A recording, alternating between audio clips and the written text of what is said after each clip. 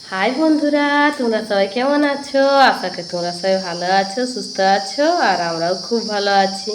তো আজকে আমাদের বাড়িতে কি কি রান্না হয়েছে, তো এখন দুপুরবেলা খেতে বসেছি।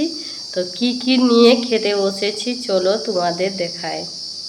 এই দেখো বন্ধুরা, এখানে হচ্ছে ভাত নিয়েছি, আর আমার মেয়ের জন্য মাছ ভাজা নিয়েছি, আম পাকা নিয়েছি, এখানে আলু আর কাল্লার ভাজা নিয়েছি, এখানে পটল ভাজা নিয়েছি, আর এখানে হচ্ছে বেগুন ভাজা নিয়েছি, আর এটা হচ্ছে নিমকি, আর এই যে দুটো মিষ্টি নিয়েছি, আর পাঁপড় এই দেখতেই পাচ্ছ তোমরা সবাই।